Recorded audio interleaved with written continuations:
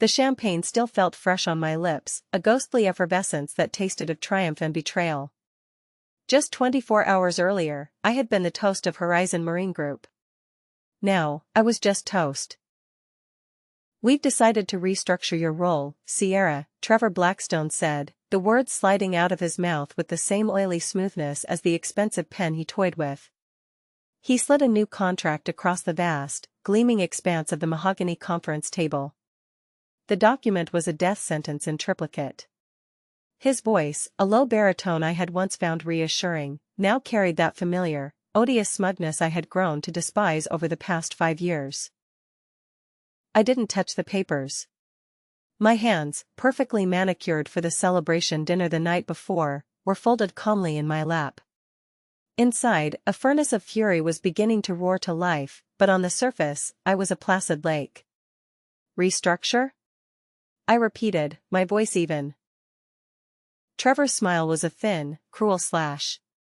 He leaned back in his leather throne, the CEO of this little kingdom, a man whose ambition was matched only by his profound lack of a moral compass. "Your salary is being cut by 50%, he continued, enjoying each word, "and you'll be moved to a clerical position. An administrative assistant, to be precise. You'll be supporting the new head of sales." I sat there in stunned silence, a gallery of disapproving oil-painted portraits of the company's forefathers staring down at me from the paneled walls. The air in the room, usually thick with the scent of expensive cologne and ambition, now felt suffocating. I processed his words, each one a hammer blow against the life I had so meticulously built. Just 24 hours earlier, I had closed the largest deal in Horizon Marine Group's 40-year history. It wasn't just a deal, it was a legacy. A $1.3 billion contract for 4 custom mega yachts with the Al Rashid Investment Group, one of the most prestigious and elusive clients in the world. The kind of deal that legends are made of, the kind that secures a company's future for a decade. The champagne from our supposed celebration dinner, where Trevor had lauded my tenacity and charm, still felt like a phantom taste on my lips. "Let's be honest here," Trevor leaned forward, his voice dropping to a conspiratorial whisper, though the other 4 executives in the room were well within earshot. Their eyes were fixed on their notepads, their phones, the polished surface of the table, anywhere but on me. "We only used you for your looks to close deals. A pretty face to charm the old billionaires. But the Al Rashid deal, that was a fluke. A lucky break. You're in over your head. You're done." I looked from his sneering face to the silent, complicit men around the table. Men I had considered colleagues. Men I had, in some cases, considered friends. There was Mark, who I'd helped secure his own promotion last year. David, whose kids' birthdays I always remembered. Alan, who I'd mentored when he first joined the team. They shuffled papers. They cleared their throats. They avoided my gaze. The silence was a physical weight, pressing down, confirming their cowardice and my sudden, shocking expendability. And in that moment, I realized something. It wasn't just about the money or the title. It was about the utter, contemptuous dismissal of 5 years of my life. My name is Sierra Donovan. I'm 37 years old. And I had dedicated every waking hour of the last 5 years to making Horizon Marine Group the premier luxury yacht manufacturer on the East Coast. I specialized in ultra-luxury yacht sales to high-net-worth international clients. It was a world of breathtaking opulence and cutthroat competition. It was a world I had conquered.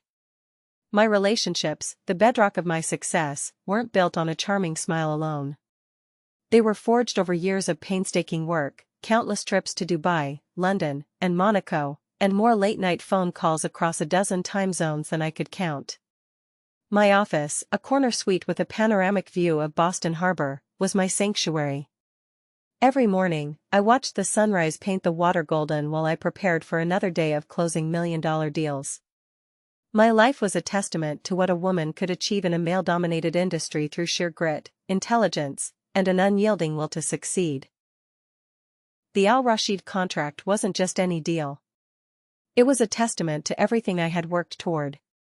For custom mega yachts, each one a floating palace designed specifically for the client's vision. The negotiation process had taken 18 grueling months. I had lived and breathed that deal, sacrificing weekends, holidays, and personal relationships. I had anticipated every counteroffer, navigated complex cultural nuances, and outmaneuvered our fiercest competitors. I had done the work. I had earned the victory. And I had made it happen.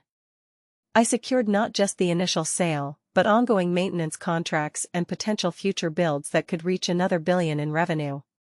My commission alone should have set me up for life. And this was my reward. I don't understand, I finally managed to say, the words feeling foreign in my own mouth. My voice was steady, a small miracle, despite the fire building in my chest. This contract represents the biggest success in company history. My commission alone should be. Trevor cut me off with a dismissive wave of his hand, a gesture he'd perfected. Commission? He laughed, a short, barking sound that echoed in the silent room. You think you deserve commission for batting your eyelashes and looking pretty in meetings? Please. He gestured to the silent executives. The real work was done by our design team and engineers. You were just the pretty face we put in front of rich clients to get them to sign on the dotted line. The other executives shifted uncomfortably, but the wall of silence remained unbroken. In that moment, I realized just how expendable they had always considered me. A decorative, temporary asset. As Trevor continued his condescending speech about my new role, filing paperwork, answering phones, fetching coffee for the man who would take my place, I felt something shift inside me. The initial shock and hurt began to crystallize into a cold, hard, calculating energy. The fire in my chest was no longer a blaze of rage, it was a focused, controlled burn. A calm, calculating energy that reminded me exactly why I had insisted on certain clauses in my original employment contract 5 years ago. Trevor had forgotten something very important. And his arrogance was about to cost him everything. 5 years ago, when I first joined Horizon Marine Group, I wasn't the seasoned sales executive I am today. I had just left my position at Newport Shipyard after a messy departure involving a sexist supervisor who tried to take credit for my work. It was a painful, humiliating experience, but it taught me a valuable lesson. I was determined never to find myself in that vulnerable position again.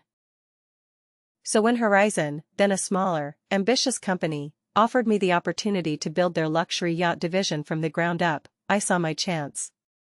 I also saw the risks. During the contract negotiations, I didn't just focus on salary and bonuses. My background in maritime law, combined with my MBA from Boston University, had taught me to read between the lines of every agreement. While Trevor and the other executives focused on the standard salary and benefits package, I was inserting clauses that would safeguard my work and my relationships with clients. Clauses they, in their haste and arrogance, had barely glanced at. Clause 51A. It was buried deep in the legal language, a provision that seemed innocuous, a standard piece of boilerplate to their untrained eyes. At the time, their legal team barely gave it a second look. They were more concerned with non-compete agreements and intellectual property protections. But I knew that in the yacht industry, relationships were everything. And I wanted insurance that my work couldn't be stolen from under me. The clause was crystal clear. It stated that any restructuring or reduction in my role or compensation prior to the full commission payout of a secured deal would immediately void my client obligations to Horizon Marine Group and nullify any existing deals I had personally closed. More importantly, it gave my clients the legal right to withdraw from any contracts I had negotiated on Horizon's behalf. Sitting in that conference room, listening to Trevor's cruel dismissal of my achievements, I realized that my patience had finally reached its limit. The moment Trevor finished his humiliating speech about my new role, I calmly reached for my phone, which was sitting on the table beside my untouched glass of water. His smirk faltered slightly as I began typing, my thumbs moving with a speed and precision born of pure, unadulterated resolve. He continued talking about transition timelines and reduced responsibilities, clearly relishing what he thought was his moment of triumph. He was so caught up in his own power trip that he didn't notice the subtle shift in the room's atmosphere. "Are you even listening to me?" he snapped, his voice sharp with irritation. "Oh, I'm listening," I replied, not looking up from my phone. I was composing an email to Hassan al-Rashid's personal legal team, formally invoking Clause 51A of my employment contract. "I'm just taking care of some urgent business." What Trevor didn't realize was that I wasn't just sending an email. I was lighting a fuse. A fuse that was connected to a $1.3 billion powder keg. I hit send. The effect wasn't immediate, but the change in the room was palpable. I finally looked up from my phone, a small, knowing smile playing on my lips. "That won't be possible, Trevor," I said, my voice as cold and clear as the Boston Harbor on a winter morning. "Excuse me," he stammered, his bravado beginning to crack. "I said that won't be possible," I repeated, slowly getting to my feet. "You see, 5 years ago when I signed my contract with Horizon, I included several protective clauses. Clause 51A specifically addresses situations exactly like this one." I paused, letting the weight of my words sink in. I could see the dawning horror in the eyes of the other executives as they finally understood. "I'm talking about the fact that you just violated the terms of my employment contract by attempting to restructure my role and reduce my compensation before paying out the commissions I'm owed." I picked up my purse and walked towards the door. "The Al-Rashid contract I closed yesterday? The one worth $1.3 billion? I just informed their legal team that Horizon no longer has authorization to proceed with that agreement." The color drained from Trevor's face. It was as if someone had pulled a plug and all his arrogance and bluster had flowed out, leaving a pale, trembling shell. You can't do that," he whispered. "Actually, I can," I said, my hand on the doorknob. And I just did. I tucked my phone into my purse and headed toward the door, leaving them in the silent, expensive tomb of their own making. "The clause was reviewed and approved by your legal team when I signed my original contract. Every single detail was documented and filed with human resources." As I stepped out into the hallway, the first buzz came from my phone. It was Hassan al-Rashid's team, confirming receipt of my notification and requesting an immediate meeting to discuss their options. I walked out of that conference room knowing that by Monday morning, Horizon Marine Group would be facing the biggest crisis in its 40-year history. And Trevor Blackstone would finally learn what it felt like to be powerless. The weekend was a blur of frantic communication. Trevor had called 17 times, each voicemail more desperate than the last. The legal department had reached out through 3 different channels. Even the company's founder, Gregory Horizon, had left a message asking for an urgent conversation about what he called a misunderstanding.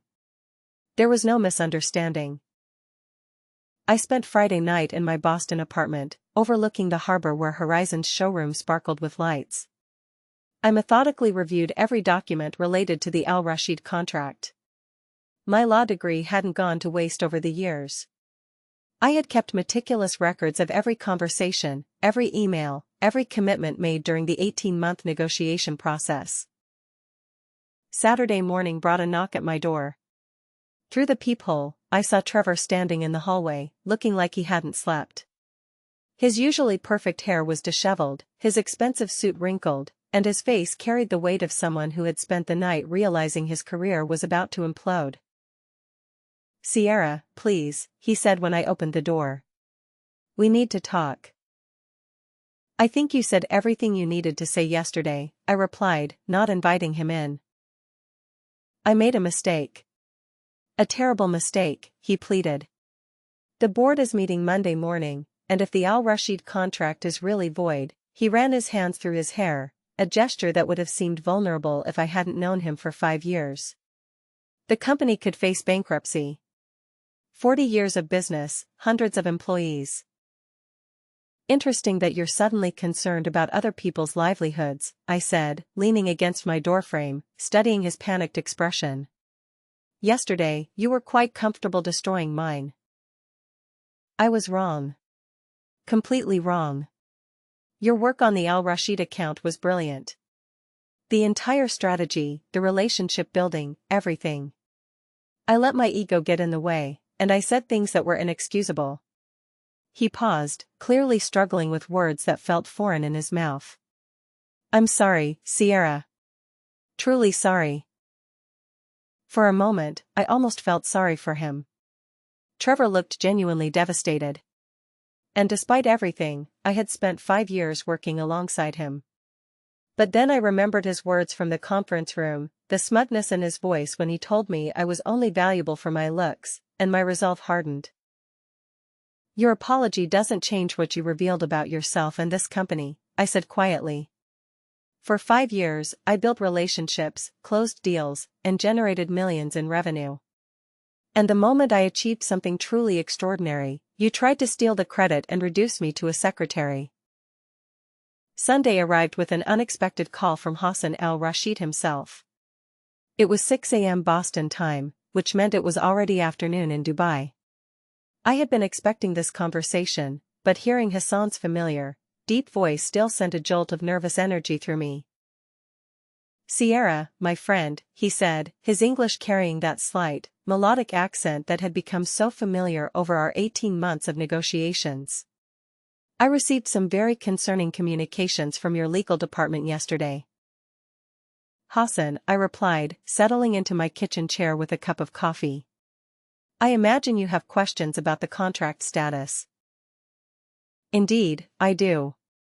Your message mentioned that Horizon Marine Group no longer has authorization to proceed with our agreement. This is unexpected, given our celebration just 3 days ago. I took a deep breath, knowing that this conversation would determine not just my future, but Hassan's opinion of my professional integrity. Hassan, I need to share something with you about what happened after our deal was finalized. I explained the entire situation, Trevor's demotion, the salary cut, his degrading comments, and the legal clause that gave me the right to void client contracts under these circumstances. Hassan listened without interruption, and I could almost feel his growing anger through the phone. This? Trevor Blackstone, Hassan said when I finished, his voice tight with controlled fury. He said you were only valuable for your appearance? Those were his exact words. A long pause followed. Hassan al-Rashid was a traditional businessman who valued respect and honor above all else. In our 18 months of working together, he had always treated me as an equal, valuing my expertise and judgment. To learn that my own company had disrespected me in such a fundamental way would be deeply offensive to him. Sierra, he said finally.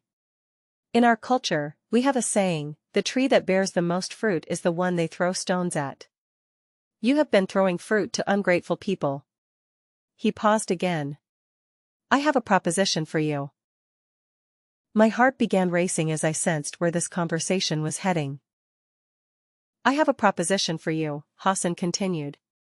The Al Rashid Group has been considering establishing our own marine consulting division. We want someone to oversee our yacht acquisitions, work directly with builders, manage our growing fleet. This person would report directly to me, work with an unlimited budget, and earn significantly more than any salary at Horizon Marine Group. Hassan, are you offering me a position? I am offering you a partnership, Sierra. You would be our director of marine assets, based in Dubai, with travel as needed.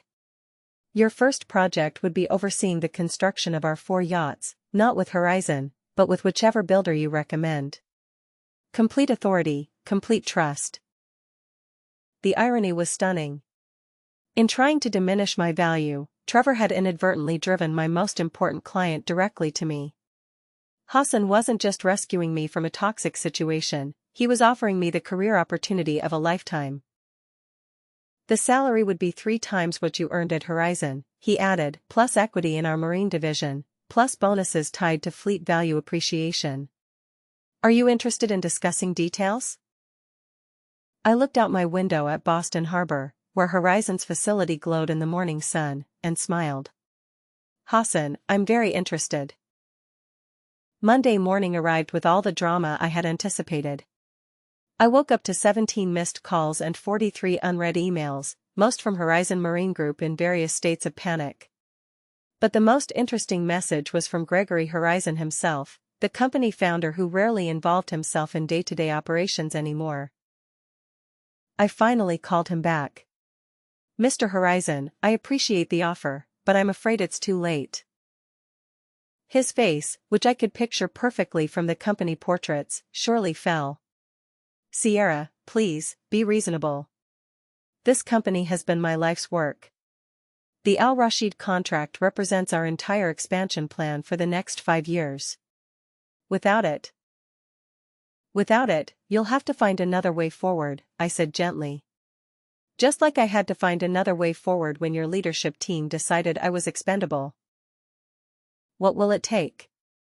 Name your price." I pulled out my phone and showed him the email I had drafted that morning. It was my formal acceptance of Hassan al-Rashid's offer. Hassan al-Rashid has offered me a position as Director of Marine Assets for the Al-Rashid Group. I'll be overseeing their yacht acquisitions worldwide, working with whatever builders I choose to recommend. My first decision will be selecting a new partner for their 4-yacht project.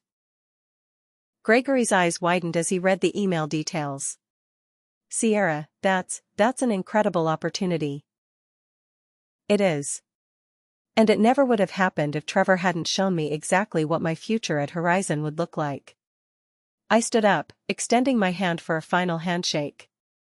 "I'll be submitting my resignation today, effective immediately. The Al Rashid contract withdrawal is already in process." As I walked toward the elevator, I could hear the eruption of voices from the conference room behind me. By tomorrow, the industry would be buzzing with news of Horizon's loss and my dramatic career change. But I wasn't looking back anymore. I was looking toward Dubai, toward a future where my expertise would be valued, rather than exploited. 3 weeks later, I was sitting in Hassan al-Rashid's Dubai office, looking out at the Persian Gulf while we finalized contracts with Benetti Yachts in Italy for the 4-mega yacht project. The irony wasn't lost on me. Horizon had lost a $1.3 billion contract, and I was now overseeing an even larger deal, worth $1.8 billion, with their competitor. My phone buzzed with a news alert from Marine Industry Weekly.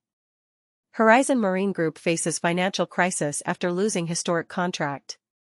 The article detailed how the company's stock had plummeted 40% in 3 weeks, forcing them to lay off 60 employees and cancel their planned expansion into European markets. Trevor Blackstone's name appeared nowhere in the article. 6 months into my new role, I was attending the Monaco Yacht Show as the Al Rashid Group's representative when I encountered the full scope of my revenge's impact. The show was the industry's most prestigious event, where yacht builders, designers, and buyers gathered to showcase the future of luxury marine vessels. I was examining a stunning new superyacht when a familiar voice called my name. Turning around, I saw Jennifer Walsh, Trevor's replacement at Horizon, approaching with what looked like forced enthusiasm. "Sierra. It's wonderful to see you here," she said, though her smile seemed strained. "How are you enjoying your new position?" "Very much," I replied warmly. Jennifer wasn't responsible for Trevor's actions, and I held no animosity toward her. "How are things at Horizon?" Her expression faltered slightly. "We're rebuilding. The Al Rashid situation created some challenges, but we're working through them." What she didn't say was what everyone in the industry already knew: Horizon Marine Group was struggling to survive. The loss of the Al Rashid contract had triggered a cascade of financial problems. Their expansion plans had been cancelled, their workforce reduced by 30%, and several smaller clients had shifted their business to competitors after learning about the company's internal culture problems. "I wanted you to know," Jennifer continued, "that we've implemented new policies to ensure that what happened with Trevor never happens again. HR has mandated sensitivity training, we've restructured our commission system to be more equitable, and we've brought in external consultants to review our workplace culture." "That's good to hear," I said sincerely. "The industry needs companies that value all their employees." Jennifer nodded, then hesitated before adding, if you ever consider returning to yacht sales in the United States." I smiled politely but said nothing. My future was no longer tied to companies that had to learn the hard way how to treat their people with respect. That evening, as I watched the sunset over Monaco harbor from the deck of Hassan's newest acquisition, I reflected on how dramatically my life had changed. Trevor's attempt to humiliate me had instead catapulted me into a position of influence I never could have imagined at Horizon. The best revenge, I realized, wasn't just escaping a toxic situation, it was thriving so completely that your former oppressors could only watch from the sidelines as you soared beyond their reach.